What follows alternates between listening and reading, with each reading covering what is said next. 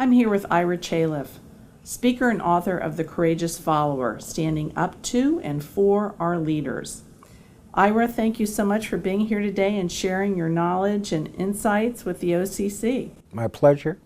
I feel like your book is really a guidebook for managers and employees to really understand how they can improve this relationship, the follower-leader dynamic. And as you say, we're all followers, and we all are expected to lead from time to time.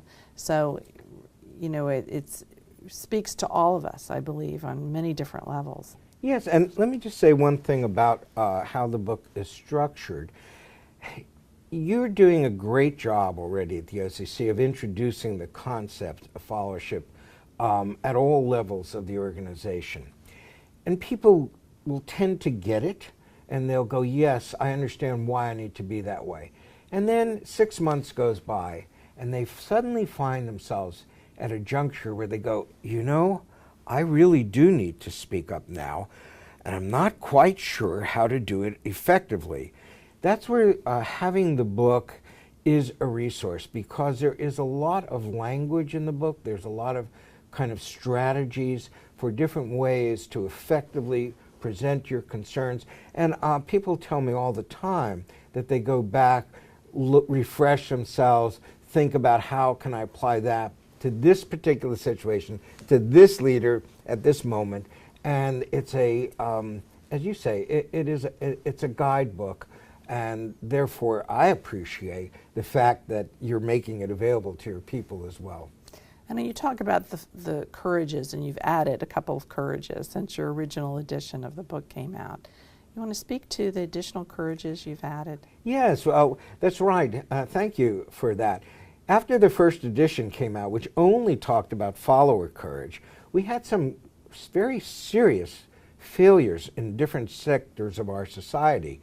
We found out, you know, for example, in the Catholic Church, people were trying to warn the bishops and they weren't heard. We found out in situations like Enron or WorldCom, people were trying to alert senior managers. They weren't heard. Even 9/11, we found people were trying to alert headquarters that there were groups wanting to learn to fly planes and not land them.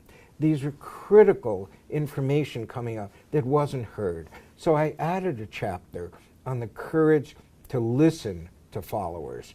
And so that's obviously when you're in the leadership role. How do you do that? How do you create the conditions where people will speak up and you will listen?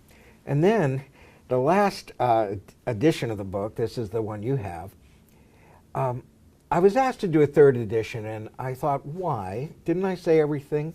And then I thought, you know, that's not true, because I coach a lot of people in federal agencies who are at mid-level. They're in the GS system, you know, they're at 14s, 15s, SES, and they have 3 or 4 levels of people above them. Mm-hmm. And the book is predicated on the assumption you can form a relationship with your manager. You can't always form a relationship with someone 3 or 4 or 5 levels above you. And yet, you still need to at times be able to effectively speak a truth to that level of power. How do you do that? So the chapter on the courage to speak to the hierarchy gives different strategies that people could use in order to find a platform where their voice can be heard. So thank you for asking about that. Many of our participants in our Leadership Foundations course are pleased to hear that not only can they have the courage to assume responsibility, but the OCC expects them to be proactive. Tell us about the importance of individual initiative in the context of followership. Well, interestingly enough, about half a dozen dissertations have been testing my model. And one of the more recent ones found that while leaders value all of the 5 different courages that are embraced in the model, the one they value the most is the courage to assume responsibility. They value it more than all the others together, in fact. And that implies the courage to take initiative, not to wait around for orders, but to understand what's needed and to prepare oneself to be able to effectively do the job. So that means taking responsibility for your career growth, for your technical expertise, for your human relations development, your personal competency development. And in this day and age, we know that organizations are not paternalistic anymore, neither in the public or the private sector. We each need to take care of our own development and career. So that is a fundamental part of courageous followership. And if one does that well, one then performs at a truly excellent level, and that's how you then earn, if you will, the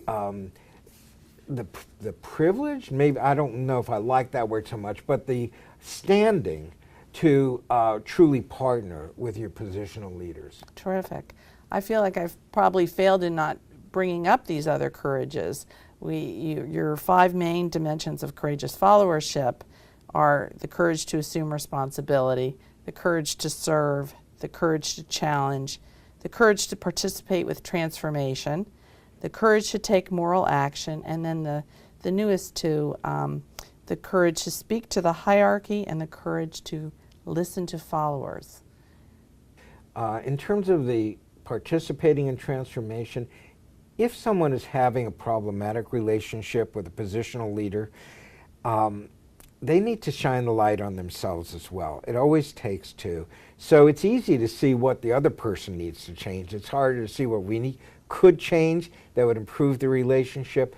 That's an important part of the courage to participate in transformation. The last one, the courage to the courage to take a moral stand, of course, is the most difficult. And in the book, I lay out a range of actions one can take. The idea is to help the organization correct itself internally. What we want to do is avoid the need for anyone to feel that they have to go outside the organization to whistleblow. That, we know in certain extreme situations there's an argument for that. But the healthy response is if the organization creates the culture and the individual rises to the moral stand. Usually, issues can be worked out internally, and that's what we hope happens. Thank you very much.